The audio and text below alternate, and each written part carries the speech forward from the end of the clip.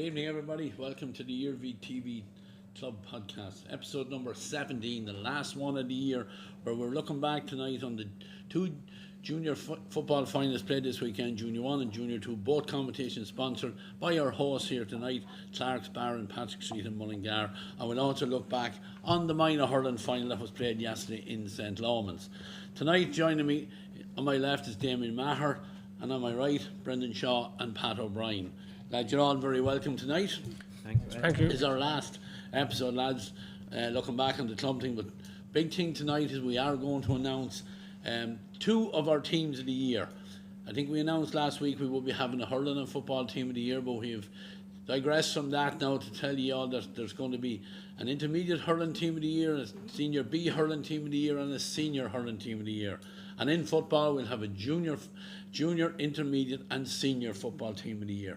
So we'll announce the first two teams at the end of our show here this evening. We don't have a whole pile to talk about, maybe so, but certainly, lads, we had two very entertaining junior football finals at the weekend. First one on Saturday, where St. Paul's overcame Terrace Pass, and the other one yesterday, the local derby between Ballinagour and St. Joseph's that Ballinagour emerged victorious in. Pat, the Junior 2 final, will start with that one on Saturday with St. Paul's and Terrace Pass. And look, after the event thing we said, it was nice to see the Soul Junior team getting back up into Junior 1. Oh yeah, well I mean, that is, I suppose from the neutral's point of view, we're always happy to see, the Soul Juniors doing well in their own grades, Yeah. Junior 2 is, I suppose, the teams that are in it always, they'd like to get out of it but it is a platform to make progress, and we'll highlight later on like how last year's winners, how they have improved and going forward in Junior 1 this year, namely Ballinagour. But like St. Paul's have always been, tickering around Junior 1 up to intermediate, back to Junior 1. They fell in rough times, I suppose, and they've come back down to Junior 2. But no different than Ballinagour last year. It was a good stepping stone for them. And look at they're back up, say, with the real hard hitters in Junior, if you want to call it that, next year again in Junior 1. So no, it was good. Now Terrace Pass credited them, like they had a tough enough year at the senior level, but they kept their second team going all along, and it's good credit that they got to the final and made a good game out of it. So from our point of view, I suppose, look, we like to see the Soul clubs in their own category being successful. Brendan, somebody said it to me on Saturday, like that it is good, probably for Westmeath football, that St. Paul's did get out of that Junior 2, because we could have faced the possibility next year of having 4 Soul Junior teams in Junior 2 if they hadn't been successful at the weekend. Yeah, I mean, it was heartbreak for them last year being relegated to Junior 2. They're a very proud football heritage out there, and they've always been flying the flag for football in let's be honest, a hurling dominated area. And it's great to see them bouncing back up to Junior 1 this year. As Pat said, that's where they belong, and I think they demonstrated this year in all their games that they meant business, and they were worthy winners yesterday. Yeah, and Damien, there was both Terrace Pass and St. Paul's beat two strong teams in their respective semi-finals, Garrycastle and Tubberclare, who had both gone well in the senior end of it. I know Terrace Pass didn't have a great year in senior, but some good footballers on show on Saturday, and I'm going to mention one man we're more used to seeing him with the small ball game, and that was Conor Shaw in the middle of the field for St. Paul's. He was absolutely excellent. Yeah, Conor Shaw was outstanding. But yeah, fine achievement for St. Paul's to get back at the first attempt. Now they have to go and build on it, and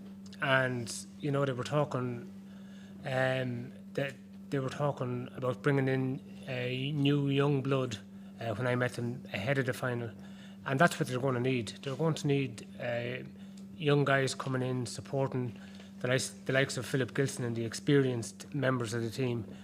But a good achievement because they were coming up against, as we said, a second string senior club in Terrace Pass, and they would have been going gung-ho for this. They wanted to win. They were determined to win a title out there in Terrace Pass, after a pretty challenging year all around for them. But yeah, great to see St. Paul's making the rise again. But there is a huge challenge now for the smaller clubs and the sole clubs in junior, because we saw in the semi-finals as well where St. Lomans and Mullingar Shamrocks were very, very close. It could easily have been them two in the final. Yeah, very true. So it's a big step up. They're up against the big urban centres where there's a huge population, huge numbers, and they're training with senior clubs, and they have access to all kinds of resources that smaller clubs don't have. So it's a major challenge for the smaller clubs, but great to see St. Paul's doing well, Conarshaw, and great for the likes of Philip Gilson and somebody who has served his club and his county very absolutely. well for many years. Yeah, Brendan, again, Philip Gilson, someone we probably associate with hurling more than football, but he was excellent at centre half forward, kicked 4 points. Jack Clancy, another one, caught the eye in the corner. He's the son of Pat's. I think a goal and 3 points all from play as well. So David Wheelahan in the middle of the field who had a fine game, and they were solid all over the field. Even the goalie Mulvaney had a very good. He saved a couple of goal chances in the second half, and he was very sharp. But overall, I think they were a lot better than Tommy Ryan and Brian Slevin were the mainstays for Terrace Pass, and 2:15 in the conditions that were there on Saturday is a fine score. To put that up at Junior 2 is a great achievement for them. Yeah. Pat, it was a funny game, Pat. Half time, Paul's were leading, I think, by 5 points. Terrace Pass came out to start the second half. Tommy Ryan got a goal. We thought we were in for a cracking humdinger of a finish to it then, or a good second half. But then almost immediately there was a black card for Terrace Pass corner forward. And in the 10 minutes that they were without the man down to 14, Paul's really took over and pushed on. And I think that 10 minutes was crucial in the overall winning of the game. I'll take your word for it, Ray, Okay, I actually wasn't at the match, so I'll let Brendan come in there. I mean, you're right, Ray. They got a Conarshaw scored a goal in that period, and they got Tom Flynn scored a point, and Jack Clancy. They really made that count, that extra man, and they finished very strongly. They kept going. I thought Terrace Pass tired a little bit at the end, and Paul's had a few subs to come in there. They had Conor Rice and Conor Slater, and they just closed out the game, and they never looked really in any danger of losing that game. Yeah, I think once they got that second goal when Terrace Pass were down to 14 men, I think it almost petered out a little bit. But credit Terrace Pass, they kept fighting. 111 as well. Would win games for you as well. And they're dependent very much on Tommy Ryan. I think he scored 6 points in total for them. He was very good again throughout. Yeah, but a classy player, and he has a lot of experience too, playing for club and county. So, to encounter a guy like him, it meant that the St. Paul's defence had to work very hard. The midfield battle was obviously crucial. The two guys, Wheelahan and Shaw, and probably that was the platform for St. Paul's winning the game. Yeah, I spoke to somebody yesterday down in St. Lomans at the minor hurling match, and you were saying about Tommy Ryan playing junior 2 football, and said it's only a few years ago we were making arrangements to keep him quiet in a senior team, but look at, for various reasons, lads drop out of senior football teams and go, content to play a bit of junior 2 and whatever else. So look, we wouldn't be privy to what would go on out in any of the clubs or anything like that, but Tommy certainly is a talent. He kicked 1 point on Saturday off with his left foot from the wrong side, and if John Heston were scoring them for St. Lomans, we'd be raving about them. And Tommy is a talented player as well, there's no doubt about that. But just before you finish on that, Ray, I'd like to, this junior 2 football has been a challenge to run over the last few years, and not enough clubs entering the competition. So it's great to see that competition running, because it's needed for those clubs. And there's Loughnane Valley and Delvin and St. Paul's. Ballycamile will come back into it now next year. Yeah. So that junior 2 football championship is very important, and you know, it's vital that stays in place there, so that those clubs, the players that are there, get games and meaningful games every year. And Brendan, can you know, just putting back on an old hat on your official number, can you see more second string teams coming into that junior tour instead of maybe a senior B championship or stuff like that, and second strings entering into that one as well? Or I'd like to think so. Like, there are clubs out there, some of the intermediate clubs have big numbers, and rather than entering the junior 2, they go into the junior B football, which is a kind of a hybrid type of a championship, because you can play in that. It's a competition, it's not a championship, and you don't lose your championship status by playing in the junior B. But you know, junior B football, to me, it's a competition rather than a championship. And you know, I would be encouraging clubs, if at all possible, to enter that, because it keeps football alive for those clubs I spoke about earlier. yeah, and I think the county board, in fairness to them, they're given that its day out, you know, that it deserves. Final in Cusick Park, you know, stream live in Iarmhi TV. Our own have been played before. Like, it had all the trimmings for a county final, and great credit. You know, like last year, I think, Brenda, was a problem where there was teams pulled out of it, and I think they had to amalgamate groups. But this year, everybody fielded, and everybody did their quarter games. Fair play to the clubs that you know, stuck it out. Like, I mean, there were some clubs maybe that were scraping a team together at the end of it, but like, they stayed in it until the end, and that's important. You know, it's vital for those weaker clubs that they have that competition, that championship every year. And I'd like to, you know, commend the fixtures committee for, you know, persevering with it and trying to get clubs to enter it. Yeah, and so look at we'll part the junior 2, but for now, but with the that Ballynagore have shown what can be doing coming from junior 2 to junior 1 and winning junior 1, so it can be a stepping stone, right? You might hit the bottom, as the fella said, but there's only one way to go, and that's up. And Ballynagore have really shown the benefit of winning that junior 2 last year. A big win for them yesterday. Yeah, fantastic. And they just carried on the form that they had shown all year, really, and in particular Tommy McDaniel, you know, outstanding again.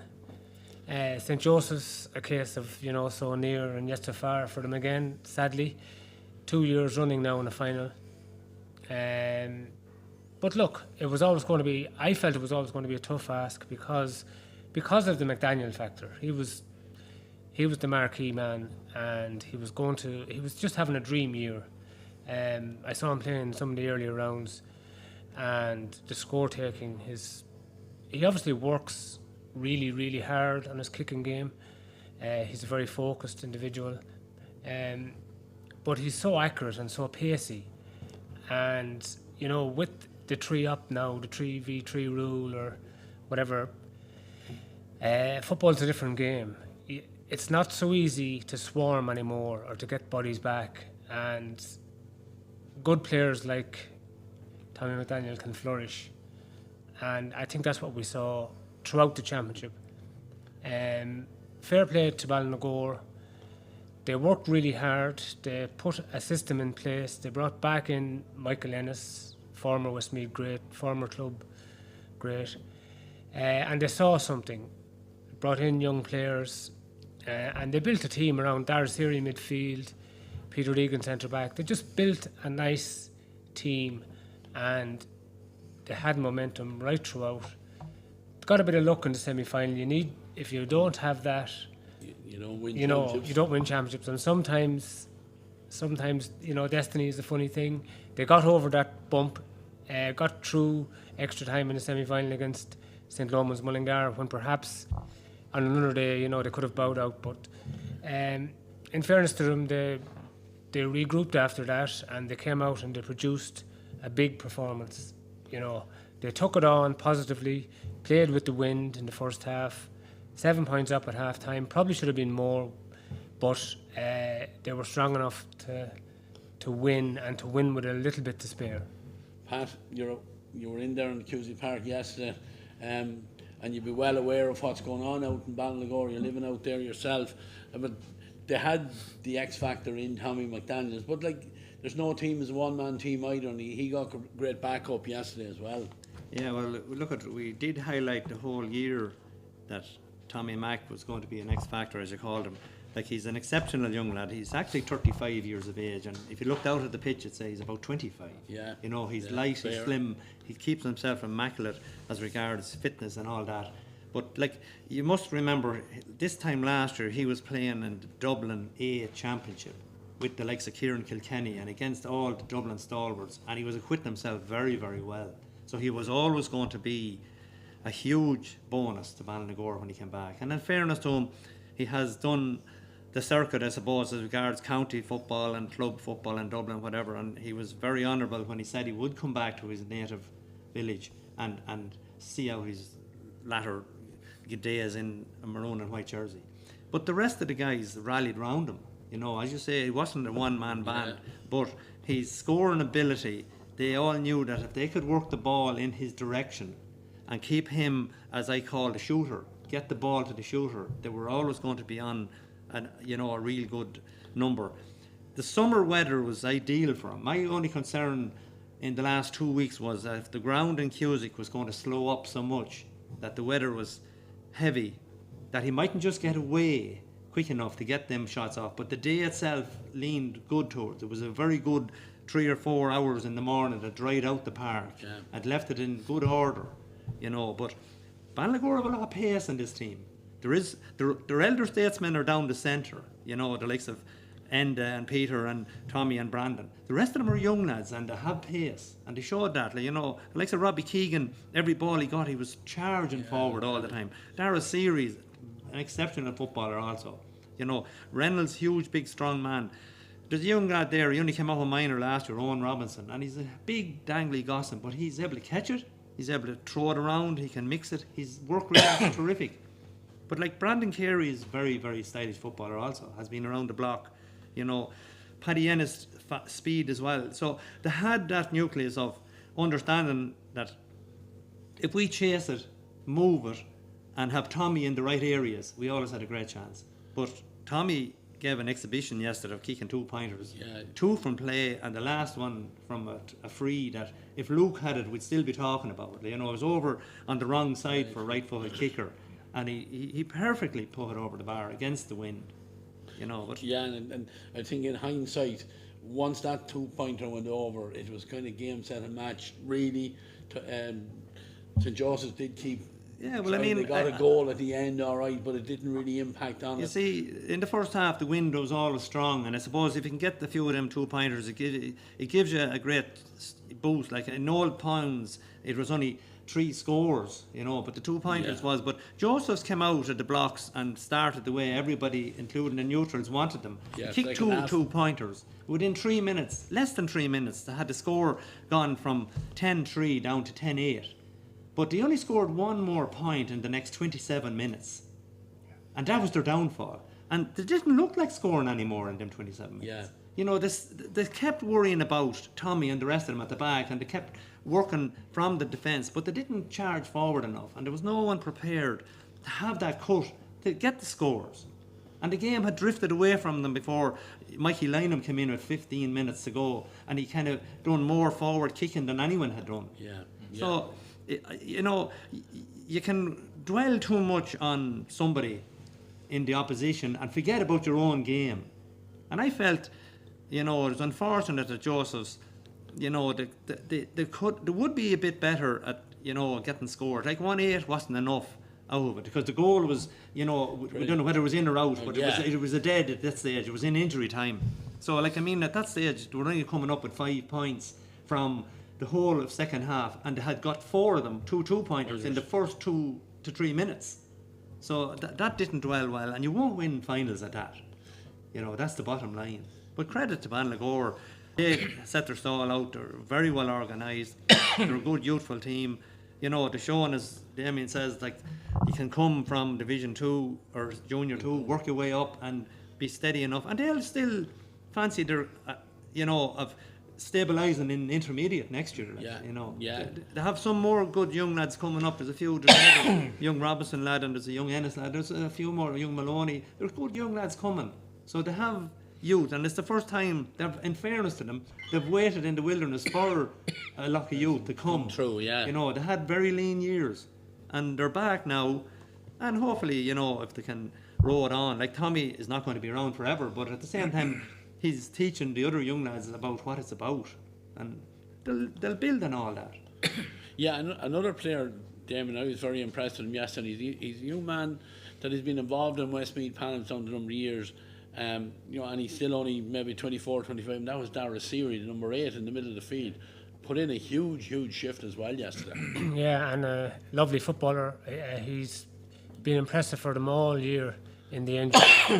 And, you know, Michael Ennis as well, as a player, played wing back. And you could see what he did. Robbie Keegan, Cathal Kelly. Cathal Kelly was very good in some of the earlier rounds.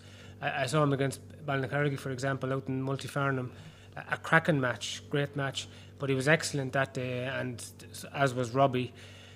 So Michael Ennis was, he had a vision, he had a purpose, he had a way that he wanted the team to play, and the way he played it himself when he was a star. So, yeah, look, St. Joseph's, when they reflect, they'll have to be bitterly disappointed because they didn't score enough, and the game has changed. The focus now on getting men back behind the ball, playing sweepers, worrying about the other team's attacking force. You know, I think you have to go for it now. It's a different kind of game. It's less defensive, and there's much more of an emphasis now on putting scores on the board with the 2-pointer. 2-pointers and the solo one goal are massive changes. Yeah, and Ballinagore, Brendan capitalised well on it. Like Tommy McDaniel's, I think his very first shot at goal was a 2-pointer that he converted, and it was the tonic start that they were looking for, and to get your main man on the ball so early and off the mark so early as well, and it gave them a huge lift to it. Like they went in, I think it was 10-3 at half time, like, you know, and that opening half was the period of time that they won that game, I felt. Absolutely. I think tactically Ballinagore, you know, they had Dara Seary there and they had Brandon Carey out there in the middle, and they won that midfield battle comprehensively, and they had what's his name, Cody Finan in a full forward and a big strong guy, and they won ball, but they dictated from the very off. They set set their stall out, and like St. Joseph's were chasing this game from the very off. And you know, when you have a guy like Tommy McDaniel on your team, like, he's going to keep banging over them opportunities, the 2-pointers. And as Damien says, like, they attacked they attacked St. Joseph's, and they were leading by 7 points at half time, and it really was. I know St. Joseph's started the second half well and closed the gap a bit, but I think overall Ballinagore's tactical know-how, you know, the one ball there in the middle of the field, I was very impressed with is it Claffey fullback? Claffey the fullback, yeah. He popped up everywhere. Yeah. You know, and he used his experience there. You know, he was linking ball, and you know, they just had what's his name, Peter Reynolds there, had a great second half. He won a lot of physical battles there in the middle of the field, and you know, I think St. Joseph's will need to, as Damien said, they'll reflect on it now, and they need to go for these games. You know, maybe they were a little bit, you know, watching the main man too much, and you know, they need to attack really more. And you know, it's not nice losing 2 finals in a row, but look, the better team won yesterday. Yeah, absolutely. Pat, you're a man that knows about losing 2 finals in a row, but you know Michael Ennis fairly well, though. He's you know, he's a shrewd operator. Oh yeah, but sure, he's a gifted footballer in his time, and like, he's great knowledge. And you know, his father Seamus at home, he'd be living football, and he'd be talking about football all the time, and he'd be relating about games he's looking at and studying on the telly, and the conversation there is football, right? You know, but just going back to Joseph's, like, Joseph's game was game on after 3 minutes of the second half. Yeah. There was 10-7 with 2 2-pointers. That would lift any team. But all of a sudden, they just deflated. They just went back into a shell. And it wasn't that they were kicking wides. I've only written down that they kicked 2 wides in the second half. That's I think 4 in total. 4 in total, and 2 in the Ballagor only second kicked half. 3. You know, but just as just a remark there, as Brendan was saying about Enda Claffey. Enda Claffey, I think, had over 20 possessions yesterday. And he never kicked the ball once. But he never lost the ball once either. He passed it to somebody who was either running off his shoulder, coming to take it off him, or in a better position. And every time he done that, he went straight back into the kitchen to mark the lad that was up there. He'd just done exactly what he was told to do. You know, that kind of a thing. But I would, you know, I couldn't fathom out Joseph. There was times I looked out and there was 4 defenders. Well, there was, you know, when you're allowed 3 up, all right. Yeah. But closer to home, there was never any more. There was always 3-2 close to home, 4-2. There was always the other third defender was out towards the middle of the field for Joseph. They never had enough of, say, danger up front. You know, now Ballagor controlled it completely. Once Ballagor overturned the ball, they controlled it. Yeah. They didn't give away. They didn't lose many ball up along. So, Ballagor were full merited their victory. Like, you know, like I mean, I know they might say Tommy scored 10 points out of 15. Which isn't ideal, but sure, it's a learning curve for all these young lads. The first time a lot of them were in the final, you know, at this level. I know they were in last, some of them were there last, most of them were there last year probably in junior too, but there is a big difference as you step up the ladder. You know, junior 1. But just going back also to what Damien was saying, junior next year will be a pitfall. For the simple reason, the town, you take Mullingar, they're after winning another, or a minor football championship. Yeah. And there's a lot of them 18-year-olds. They're not just going to get on to the senior team in Mullingar, but they will get on to the junior team in Mullingar. And that's going to make that stronger again. So for Andy Sowell Junior, I think this is the ideal time for Ballagor to get out of this junior now, because it's only going to get harder. You also have Kilbeggan after coming back down into it. And St. Joseph's and Kilbeggan.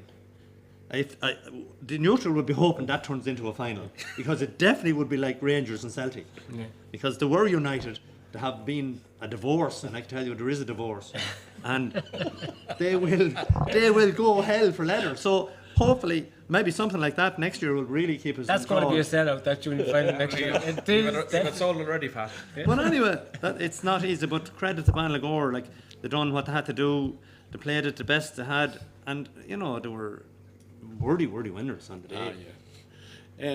Brendan, just you know, we kind of alluded to it there a little bit with Pat, but that junior championship is a cracking competition. It's getting now very like the intermediate championship. At the start of the year, you just don't know who to tip for, but it's a competition or a championship, again sponsored by Clark's here, that has grown year on year. Oh yeah, and it's fantastic attendance at these games. You know, they're very well supported, and like, you know, you have Ballinaccarrigy and you have Kilbeggan now, and you know, St. Joseph's next year, and there's one other Bunbrosna, and those teams are all very well supported, and it's a really meaningful championship for them.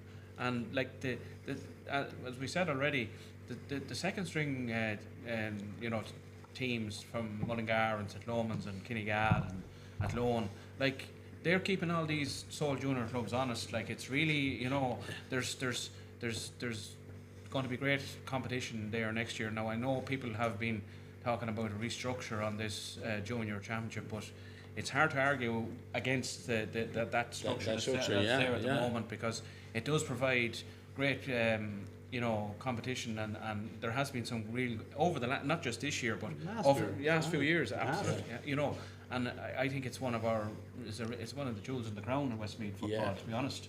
Yeah, and standalone games, the 2 junior finals this year as well, you know, weather permitting or whatever, from later on qualifying into Leinster, maybe the reason why they were able to allow it to go on an extra week, say, after the other 2 championships. I'm not sure, but you know, their status is there, like they're being treated as a real proper championship now. Oh, it gets the respect it deserves, and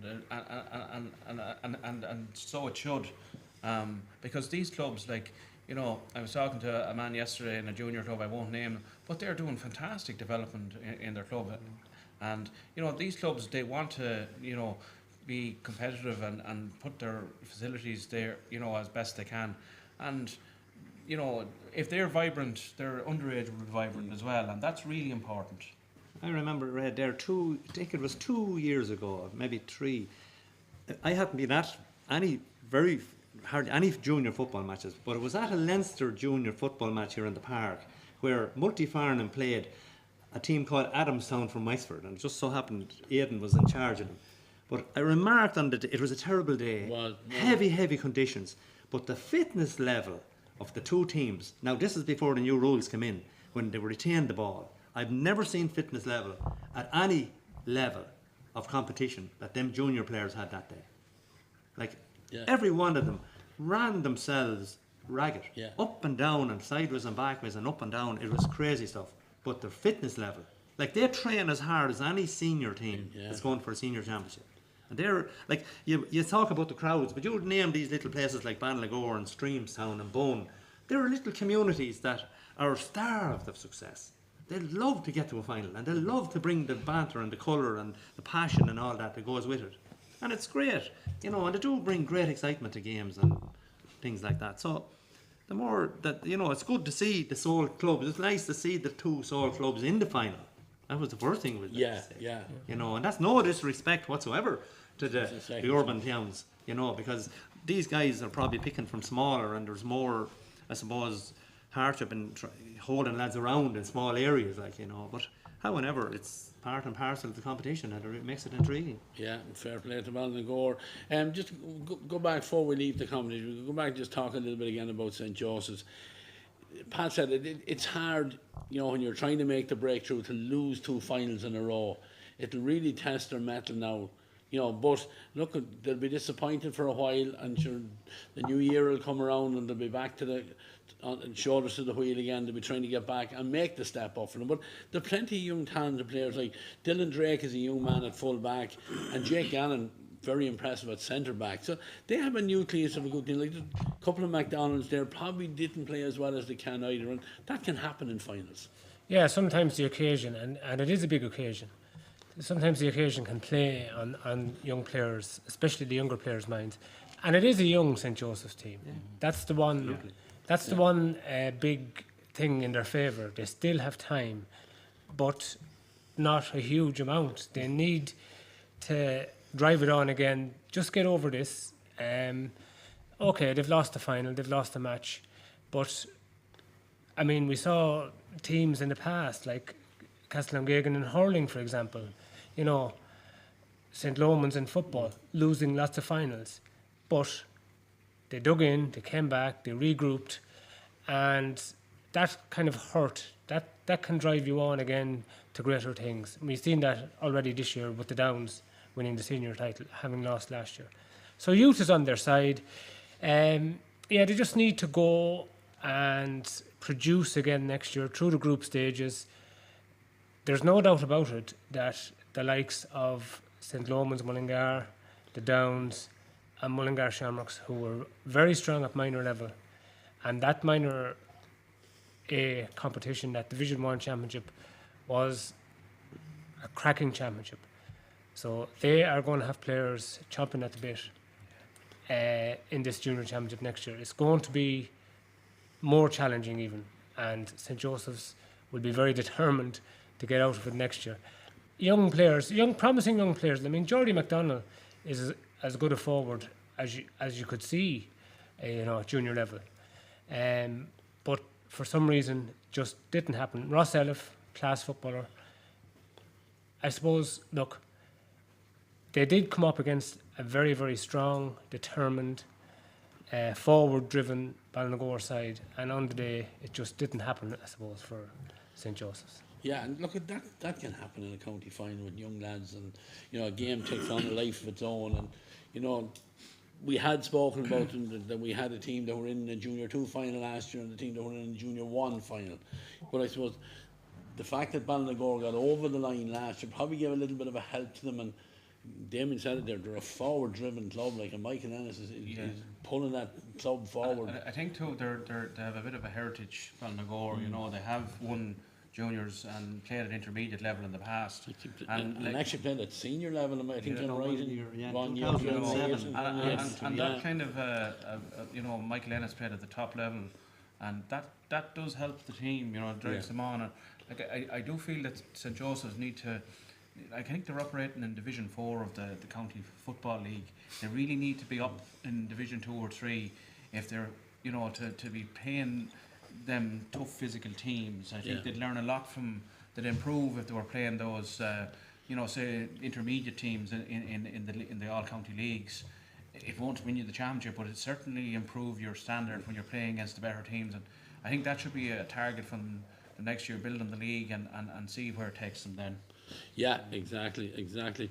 Pat Ballinagore look forward now to starting the Leinster campaign, and they're no strangers to that either. I know, but they won a Leinster back in the time as well. Yeah, no. When they won that time, they really acquitted themselves very well, but they had a real strong outfit that time. I mean, you had a county player like Michael Ennis. Michael Ennis was a Luke Loughlin of any club that time. He was outstanding. I seen him playing full forward in games. And it was just a matter of winning the ball, work it into him, and he'd just score. Left or right, didn't matter. But anyway, they're back in junior championships. They wouldn't want to be playing tomorrow or the next day, what I seen going on today. But that's neither here nor there. But anyway, the funny thing about it, I don't know what, they're playing a team called Barcelona. Yeah. So I don't know where. I'm not sure. Is it? Is it actually? Yeah, they're the Europe representatives in the junior championship. And unfortunately, they have a home game. I think, am I right? It's a home game for Ballinagore. Oh, yeah. Right. Well, I think that's good. Don't worry about unfortunate at all. We could lose a few lads going that journey, but it'll be interesting to see that one because you're really. There'll be no homework done in Barcelona. No. You're totally in the unknown what they were going to bring, whether it's an Irish community, I would presume, that's in Barcelona. They acquitted themselves well last year, by all accounts, in the competition. Michael Ennis was just mentioning that they played the Carlow team and they did very well. Right. So, Ennis, I'd say, has kind of one eye in this. Okay, the boys are going to celebrate, rightly so. They're going to celebrate for a few days, but he's a guy, who won it with his club. And I remember back in the day when they did win it, back in the early noughties, the big thing for them was they were playing games at home in Ballinagore in that championship. I don't think that's going to be allowed now, unfortunately, because you need to be at the bigger venues, like somewhere like in Mullingar or somewhere. That's where they're probably going to take on Barcelona in a couple of weeks' time. So, look, if they can get over, the big hurdle is the first hurdle in the provincial series. If you can get over that and build momentum, I think there's potential for all of the Westmeath winners, Ballinagore, Tuberclare and the Downs, but they need to clear that first hurdle. Yeah, exactly. Look, we'll park the Junior 1 and Junior 2 championships for now. Congratulations, St Paul's and Ballinagore, winners of the Clark's Bar Junior 2 and Junior 1 championships for 2025, and wish Ballinagore all the best as they move forward, and you think maybe St Paul's as well going into a campaign as well. So again, wish them all the best. Brendan, one of our representatives in Leinster is Tuberclare, and they had a good win yesterday. Struggled a little bit early on, but they got one comfortable enough in the end. Yeah, they got the job done. They beat Kilkenny senior champions Mullingar. So they have, as Damien says, to get over that first hurdle is the important step, and they've done that. I think they have a home game again. I think it's Wexford. I think they have in the next round. So they'll just take it one game at a time now. They'll have got the county final celebrations out of their system, so they can focus on their football now from here on and see where it takes them. Yeah, exactly. We had another championship yesterday as well in the MJS minor Hurling Division 1 final. Pat, you were along with me on co-commentary. I hope you've thought out. I've just about thought out from it anyway. But a little bit more one-sided than we had hoped for. 6-12 to Oliver Plunkett's and 7 points for Clonkill. It was a scoreline we couldn't have envisaged, but you must put into contest the conditions, and that is the wind. There was a very strong wind blowing from left to right where we were filming the game, which was always going to be an issue. But also on top of that, there was a strong sun blowing straight down between the goalposts. Basically, if you wanted to plant it and annoy your goalie at the opposite end, you couldn't have done it any better. So Oliver Plunkett's got the advantage of having the breeze and the goalkeeper from Clonkill was in that area. Now, first and foremost, we have to remark that the Oliver Plunkett's team, to my knowledge, most of them are on their last year, and they show that they're a fine, big, strong team, as we have alluded to before, but they're a big, strong, physical team, you know. Clonkill were dealt a blow where Michael J. Long couldn't start the game, and look, we did wish him well, and we continue to do that because he's a good, very good prospect, a good hurler, and it's just he has an illness at the moment. I'm not sure, but anyway, he wasn't able to start, and they would have had a lot of younger players, or whatever. But I don't think even the real staunch Clonkill stalwarts were prepared for what happened. Yeah. You know, so Plunkett's took advantage of the wind, probably a little bit of naivety in the full back line in Clonkill. The goals kind of came opportunist. Not, you wouldn't say they were top drawer goals, but the man was in the right place. He finished with 4 goals. Yeah. Adam Buckley. And any day you go to a county final and come home with 4 goals, you have to take credit and you have to be given credit.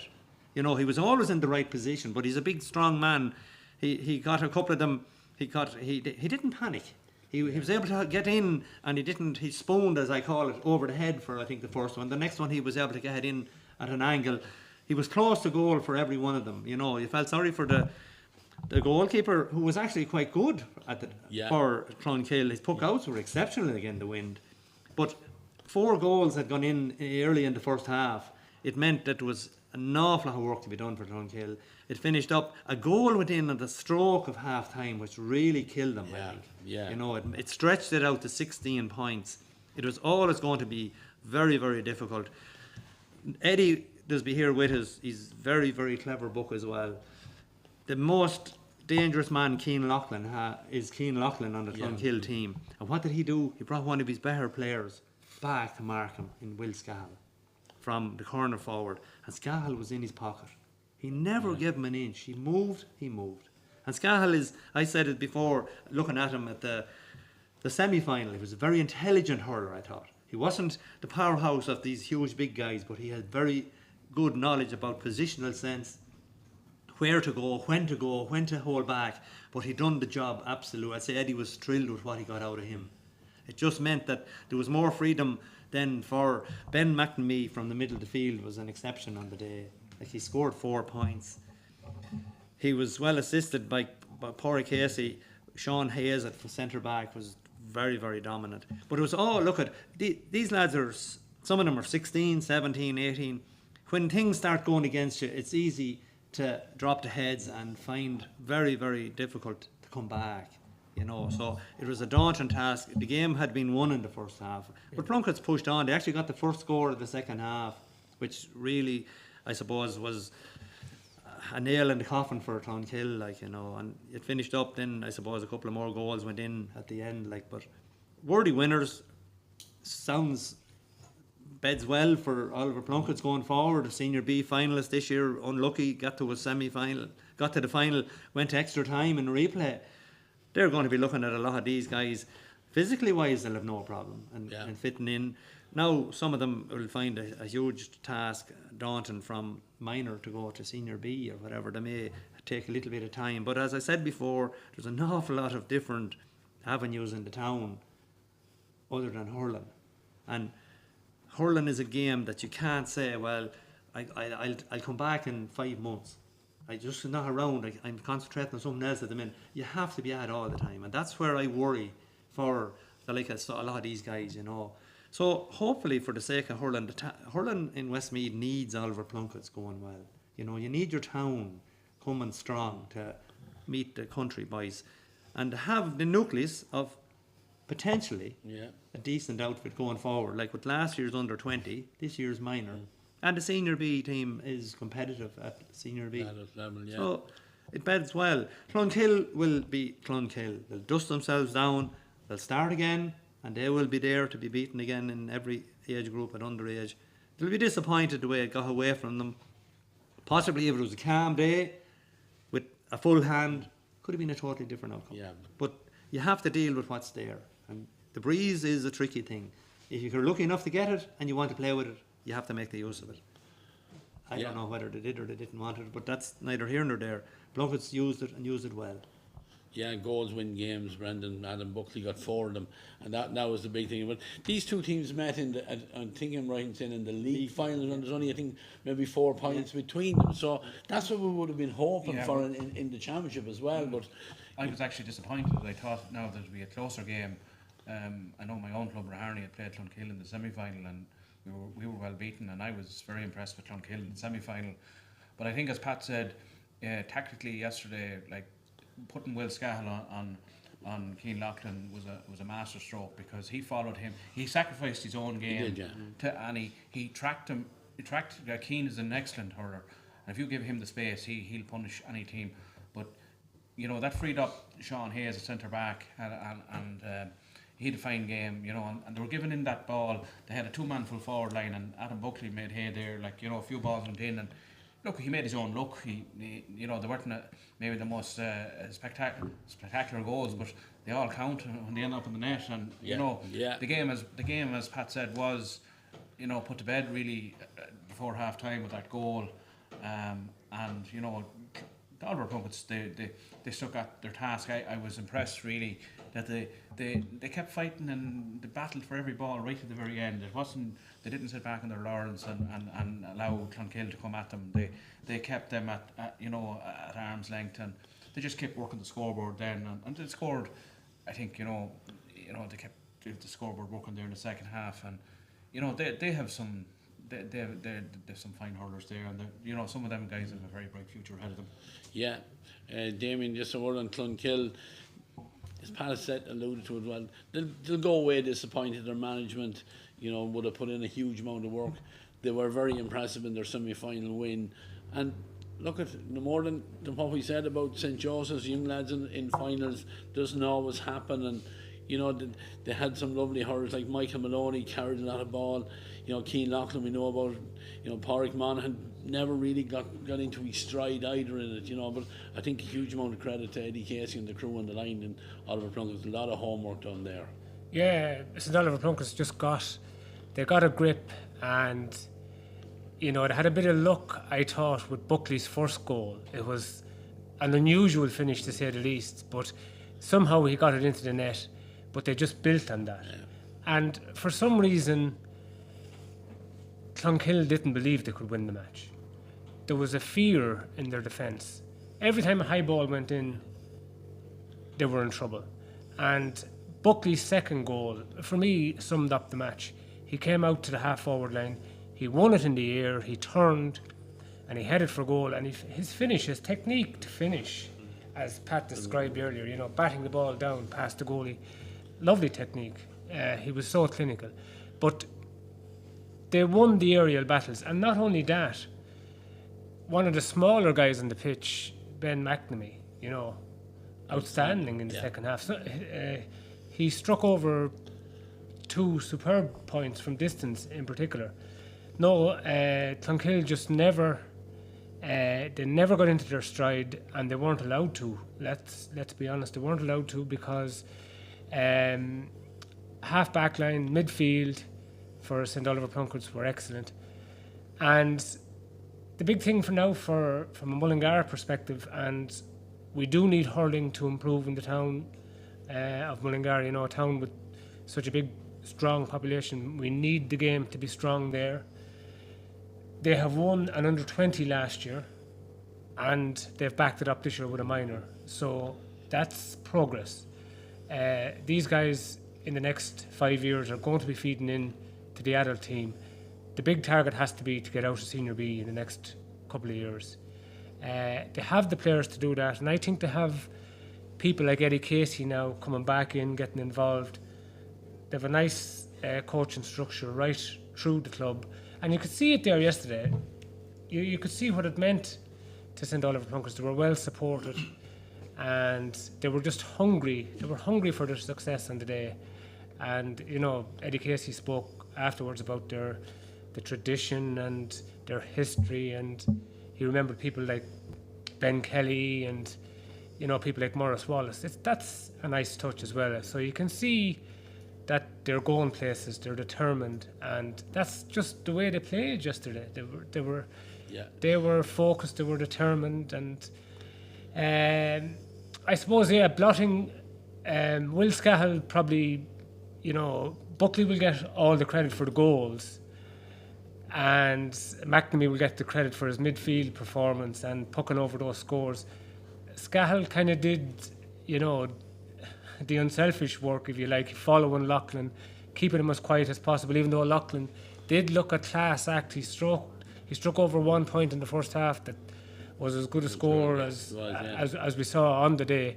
But they just lacked the same physical presence as St Oliver Plunkett's, and that was a huge thing in the game, I thought. Yeah, I think it was. I think, watching it even, and Oliver Plunkett's were on top in so many places that, in fairness to Clonkill and their management, like, they were trying to block up gaps all over the place, and they lost their shape, and they'd no one up front, and those balls being hit in aimlessly and stuff like that, and just one of those. It was a little bit untypical of Clonkill, like what they were doing in the second half with the strong wind. Like, they didn't have actually anyone in close to goals. There was times I looked down and outside the arc, which is 40, there was nobody inside. Yeah. And the continuous, what they were doing was they were actually running with the ball, trying to get through the hands. But the physicality of the Plunkett's guys, every time they got overturned or whatever, and it was a day in the second half to just let go, let fly. And put someone in there. Put Pádraig Monaghan in as close to the goals as possible. They only needed to get one goal early in the game to get the lift everyone needed. But that wasn't materialising, and it was self-inflicted. I felt anyway that they didn't have enough of bodies inside, especially him, because Keane was outside.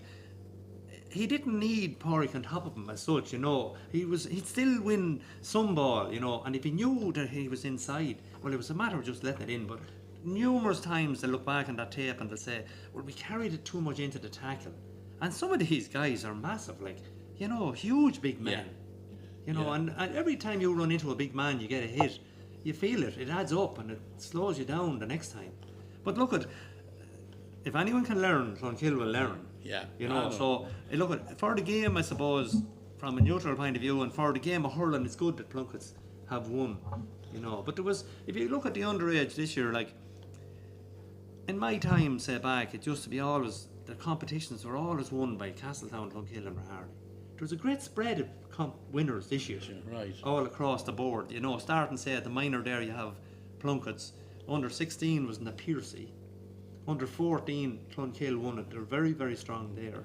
The under 12s was a brilliant little competition. There's a lot of very good teams in it, without having a real competition as such. They were very, very. Go down to the Division 2s, then you have Southern Gales won the under 16. The minor was Delvin. Yeah. So there's a good spread all along. So that's good, and Barry's good for the game as well. That everyone is coming through. Like, so it was also, it's nice to see a sprinkling of this team had already won a minor football championship medal the week before, and it's a very nice medal to have in your locker in when you look back in time. When you're under 14 is the only competition that you're ever worried about. You want to win, because no different. Same with 16. But when you get to a minor and you win a minor, and in latter years you look back on it, you won't worry about did you win an under 14 or 15 or whatever, but you'll always be treasure your minor. So these lads have a minor football and hurling, and it's not that common. No, absolutely not. Look, lads, we're going to finish up on our look back on all our competitions over the year. I want to just tell our viewers of a couple of things that's coming up over the next couple of weeks. This is our last, as such, club podcast. All competitions have come to an end.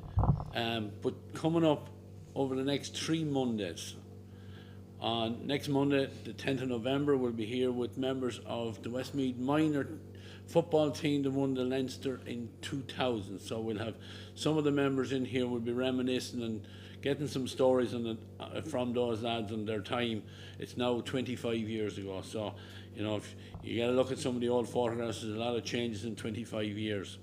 On the 17th of November, which is the following Monday, we'll have members of the 95 minor team, the 2000 under 21 team. The 95 minor team, of course, remember, won the All-Ireland.